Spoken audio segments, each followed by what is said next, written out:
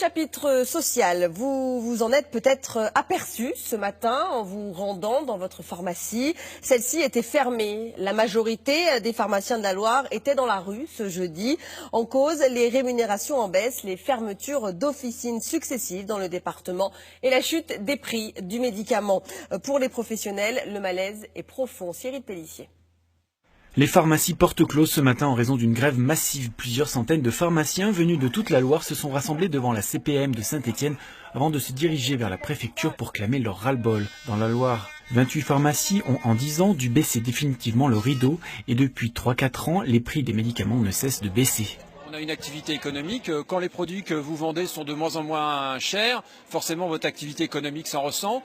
Et d'autre part, comme l'industrie, c'est une industrie qui est européenne, voire internationale, elle approvisionne en priorité les marchés dans lesquels les médicaments sont vendus les plus chers. Donc l'Allemagne, l'Angleterre, l'Italie, ce qui fait qu'en France, on se retrouve avec énormément de ruptures de médicaments, ce que les patients constatent tous les jours quand ils vont dans leur pharmacie. Il faudrait peut-être aussi revoir la marge sur les laboratoires. Les laboratoires, je pense quand même qu'ils s'en mettent un petit peu dans les poches. Donc si les pharmaciens doivent faire un effort, les laboratoires aussi. Autre inquiétude pour l'avenir, la préconisation de création de pharmacies par voie dérogatoire. Les pharmaciens redoutent l'installation d'officines dans les centres commerciaux qui accentueraient les phénomènes de déserts médicaux. En fait, aujourd'hui, on ne peut pas s'installer où on veut en pharmacie. C'est quelque chose qui est très planifié. C'est une pharmacie pour 2500 à 3000 habitants.